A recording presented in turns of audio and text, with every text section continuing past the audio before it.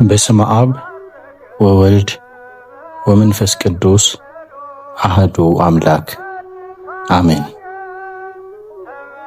ጾመ ነነዌ በኢትዮጵያ ኦርቶዶክስ ተዋሕዶ ቤተክርስቲያን ዓመታዊ የአጽዋማት ዑደት ውስጥ ጾመ ነነዌ ልዩ ስፍራ አለው። ይህ ጾም የአብይ ጾም መግቢያ ደጅ ተደርጎ የሚቆጠር ብቻ ሳይሆን የሰው ልጅ በደል በእግዚአብሔር ቸርነት እንዴት እንደሚታበስ በተግባር የታየበት የንስሐን ኃይልና የእግዚአብሔርን ገደብ የለሽ ምሕረት የምናይበት ታላቅ መጽሐፍ ቅዱሳዊ የታሪክ መዘክር ነው። የጾሙ መሠረት በብሉይ ኪዳን ትንቢተ ዮናስ ተብሎ በሚታወቀው የመጽሐፍ ቅዱስ ክፍል ላይ ተመዝግቦ ይገኛል። እግዚአብሔር ነቢዩ ዮናስን ወደ ታላቂቱ ከተማ ወደ ነነዌ ሄዶ እንዲሰብክ ባዘዘው ጊዜ ነቢዩ ዮናስ እግዚአብሔር መሐሪ መሆኑን ስለሚያውቅ ንስሐ ቢገቡ ይምራቸዋል፣ ትንቢቴም ሐሰት ይሆናል በሚል ስጋት ወደ ተርሴስ ለመሸሽ እንደሞከረ በትንቢተ ዮናስ ምዕራፍ 1 ቁጥር 3 ላይ ተጽፎ እናገኘዋለን። ነገር ግን ታሪኩ እንደሚያስተምረን ዮናስ በባህር ውስጥ በሚኖር ታላቅ ዓሣ ሆድ ውስጥ ለ3 ቀናትና ለ3 ሌሊት ተቀበረ። ይህንንም በሐዲስ ኪዳን ጌታችን ኢየሱስ ክርስቶስ እንዲህ ሲል አረጋግጦታል። ዮናስ በዓሣ ሆድ 3 መዓልትና 3 ሌሊት እንደነበረ እንዲሁ የሰው ልጅ በምድር ውስጥ 3 መዓልትና 3 ሌሊት ይኖራል በማለት እንደተናገረ በማቴዎስ ወንጌል ምዕራፍ 12 ቁጥር 40 ላይ የተጻፈው ቃል ያስረዳናል። በዚህም መሠረት ጾመ ነነዌ የክርስቶስ ሞትና ትንሣኤ አስቀድሞ የታየበት ትንቢታዊ ጾም ነው በማለት መምህራን ይነግሩናል። ዮናስ ወደ ነነዌ ገብቶ በ3 ቀን ውስጥ ነነዌ ትገለባበጣለች ብሎ ሲሰብክ የከተማዋ ሕዝብ ምላሽ በመጽሐፍ ቅዱስ ታሪክ ውስጥ እጅግ አስገራሚው ነበር።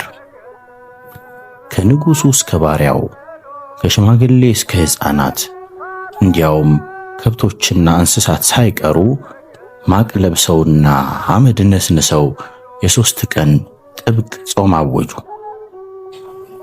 ከነቢዩ ዮናስ ስብከት በኋላ የነነዌ ሰዎች በፍጹም እምነት እግዚአብሔርን አመኑ። በመቀጠልም ጸጸታቸውን በተግባር ገለጡት።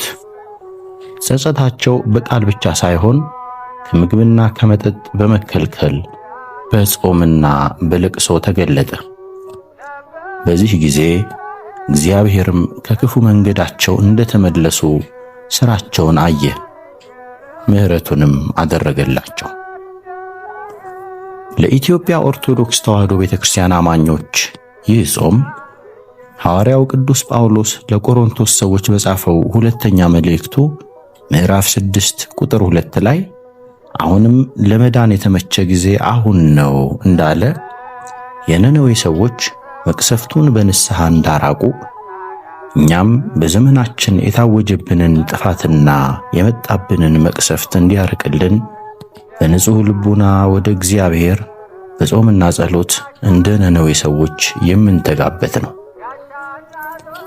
በዚህ ወቅት እግዚአብሔር ወደ እርሱ ለሚመለሱ ሁሉ ርኅሩህ መሆኑንና ምሕረቱ የበዛ ቁጣው ደግሞ ምን ያህል የዘገየ እንደሆነና የነነዌ ሰዎች ከቁጣው ያመለጡበት መንገድ ለትውልዱ የእግዚአብሔርን መሐሪነት የምንናገርበትና እኛም መዳናችንን ተስፋ የምናደርግበት ነው።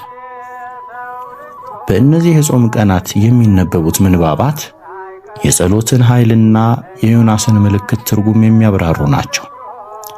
ከዮናስ የሚበልጥ እዚህ አለ የሚለው የጌታችን ቃል ጾሙ ከዮናስ ታሪክ አልፎ ወደ ክርስቶስ የማዳን ሥራ እንደሚያመለክት ያስተምራል።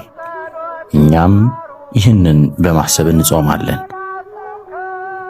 በአጠቃላይ ጾመ ነነዌ የቅጣት ሳይሆን የምሕረት፣ የጭንቀት ሳይሆን የተስፋ ጾም ነው። የነነዌ ሰዎች በንስሐ እንደዳኑ ሁሉ ዛሬም እኛ ኦርቶዶክሳውያን በዚህ ጾም አማካኝነት ራሳችንን በመመርመር ይቅርታን በመጠየቅ እንዲሁም ለሀገራችን ሰላምና ለሕዝቧ ፍቅር እንዲሰጥልን ወደ እግዚአብሔር በመጸለይ እንሳተፍበታለን። ጾሙ የሰው ልጅ በፈጣሪው ፊት ሲዋረድ ፈጣሪ ደግሞ በምሕረቱ እንደሚጎበኘውና ከፍ እንደሚያደርገው ታላቅ ትምህርት የምናገኝበት መንፈሳዊ መድረክ ነው። የንስሐና የመመለስ ጾም ያደርግልን። ወስብሐት ለእግዚአብሔር ወለወላዲቱ ድንግል ወለመስቀሉ ክቡር።